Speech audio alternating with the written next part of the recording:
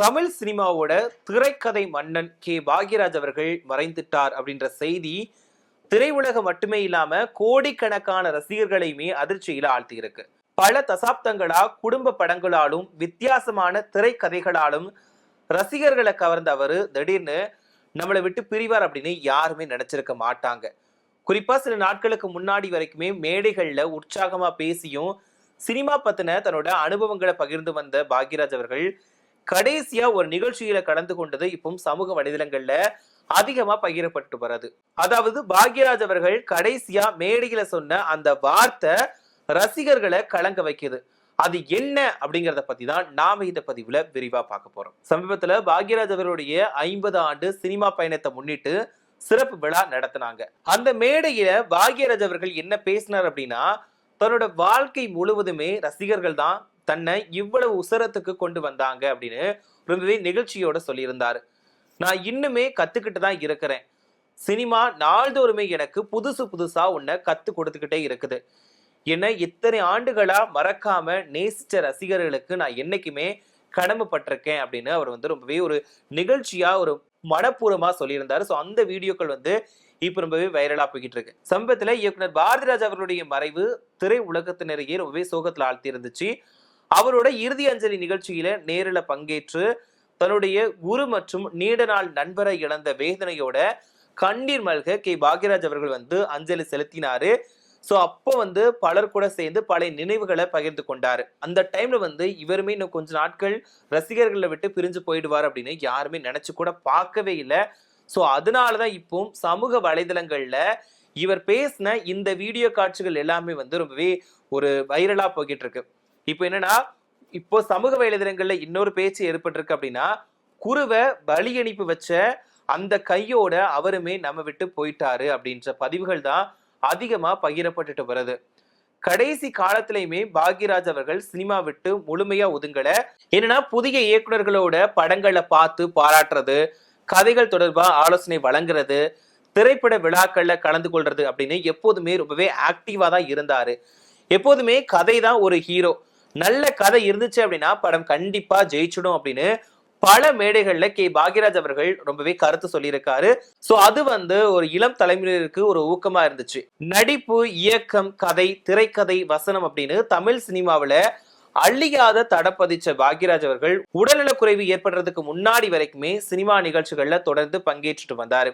எந்த மேடைகள்லயுமே ரசிகர்களிடம் ரொம்பவே சிரிஞ்ச முகத்தோட பேசி நம்பிக்கையை விதைப்பதுதான் அவரோட வழக்கமா இருந்துச்சு.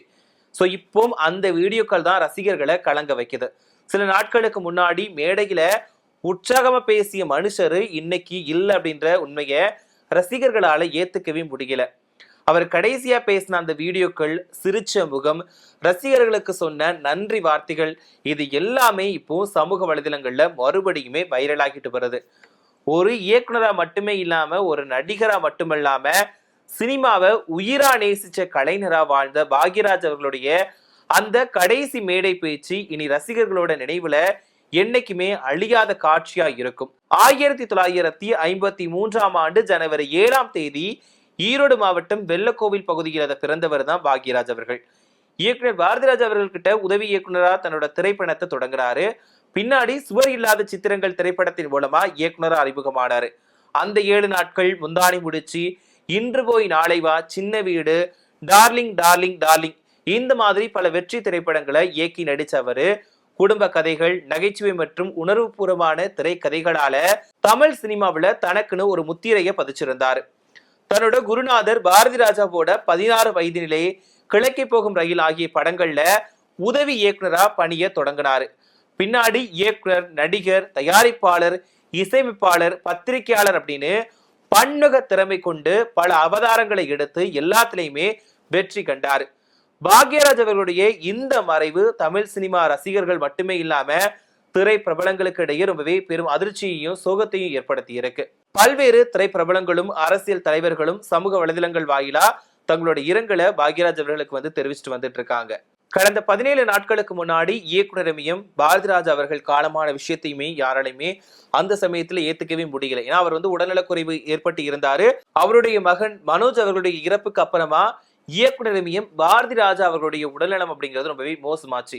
ஒரு பக்கம் வயது முதிர்வு, இன்னொரு பக்கம் தன்னுடைய மகனோட இறப்பு, ரெண்டுமே சேர்த்து அவர் வந்து ரொம்பவே பெரிய அளவுல பாதிச்சிருந்தது.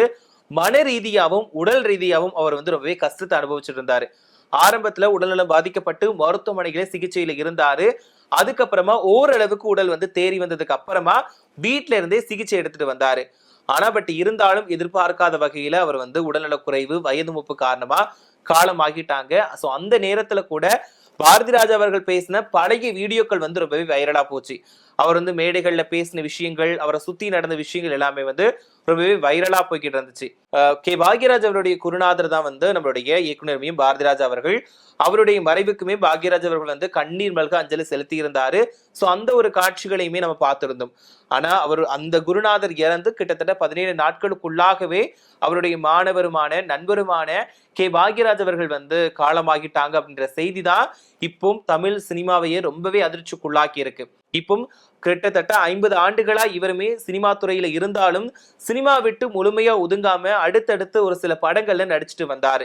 இவருமே தன்னோட மகனை வந்து ஒரு ஹீரோவா ஆக்கணும் அப்படின்ற முயற்சியில தான் சித்து +2 அப்படின்ற திரைப்படத்தை வந்து இயக்கியிருந்தாரு. சோ அதுல வந்து இவருடைய மகன் வந்து ஹீரோவா நடிச்சிருந்தாரு. சோ அதுக்கப்புறம் பாத்தீங்க அப்படின்னா இவருடைய மகனுக்கான வாய்ப்பு அப்படிங்கிறது பெரிதளவில் கிடைக்கல. தன்னோட அப்பா வந்து ஒரு முன்னிலையில இருந்த மாதிரி அவரால் இருக்க முடியலையோ அப்படின்னு ரசிகர்கள் சொல்லிக்கிட்டு தான் இருந்தாங்க.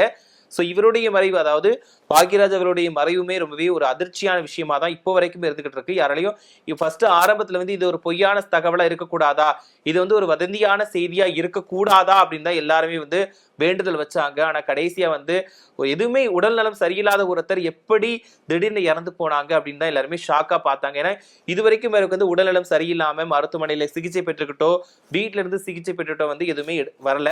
ஆனா திடீர்னு பாத்தீங்கன்னா 2 நாளைக்கு முன்னாடி கூட ஒரு ஃபங்க்ஷன்ல சந்தோஷமா இருந்த ஒருத்தர் எப்படி இப்படி ஒரு இறப்பு செய்தி வரும் அப்படின்னு கொஞ்சம் கூட யாருமே எதிர்பார்க்கவே இல்லை. காலையில வரைக்கும் நல்லாதான் இருந்தாரு. திடீர்னு தான் அவருக்கு மாரடைப்பு ஏற்பட்டுச்சு. மருத்துவமனைக்கு உடனே கொண்டு போயிருக்காங்க. அங்கேயுமே தீவிர சிகிச்சை கொடுத்திருக்காங்க. இருந்தாலும் தீவிர சிகிச்சை பலனை நிக்காம இறந்து போயிட்டாரு அப்படின்றதுதான் ஒரு ஒட்டுமொத்த தமிழ் சினிமாவுக்குமே பெரும் அதிர்ச்சியான விஷயமா வந்து அமைஞ்சிருக்கு. சோ அந்த வகையில பாக்யராஜ் அவர்கள் பேசின ஒரு சில வீடியோக்கள் தான் இப்ப ரொம்பவே வைரலா போய்கிட்டு இருக்கு. சோ எப்பவுமே எனக்கு ரசிகர்கள் தான் காரணம், நான் இந்த அளவுக்கு ஒசரத்துல இருக்கிறதுக்கு காரணமே ரசிகர்கள் தான் அப்படின்ற ஒரு நன்றியை தெரிவிக்கக்கூடிய ஒரு மனிதர் தான் கே பாக்யராஜ் அவர்கள். எந்த இடத்துலயுமே எல்லா இடத்துலயுமே பாத்தீங்க அப்படின்னா ரசிகர்களால மட்டும்தான் நான் இன்னைக்கு இந்த இடத்துல இருக்கிறேன், என்னை வாழ வைக்கிறதே ரசிகர்கள் தான். எனக்கு வந்து எப்படி ஸ்டார்டிங்ல அவ்வளவு அன்பு கொடுத்தாங்களோ அதே அன்பை இன்னைக்கு வரைக்கும் எனக்கு கொடுத்துட்டு இருக்காங்க அப்படின்னு எல்லா மேடைகள்லையுமே சொல்லக்கூடிய ஒரு மனிதர் தான் கே பாக்யராஜ் அவர்கள்.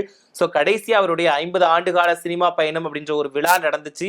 அந்த விழாவிலையுமே போயிட்டு இவர் பேசின விஷயம் வந்து இந்த விழத்துக்கும் காரணம் என்னோட ரசிகர்கள் மட்டும்தான், அவங்களுக்கு என்னைக்குமே நான் நன்றி கடன் பட்டிருக்கேன் அப்படின்ற விஷயத்தை தான் பேசியிருந்தாரு. சோ அந்த ஒரு வீடியோ தான் இப்போ ரொம்பவே வைரலா போய்கிட்டு இருக்கு. சோ இதை பார்த்த ரசிகர்கள் வந்து ரொம்பவே மனசு வந்து நொந்து போய்கிட்டு இருக்காங்க அப்படின்னு சொல்லலாம். இப்படி இருந்த மனுஷனுக்கு வந்து திடீர்னு இந்த ஒரு விஷயம் நடக்கணுமா அப்படின்ற மாதிரி அவங்களோட கவலையும் சோகமும் இருந்துகிட்டு இருக்குது.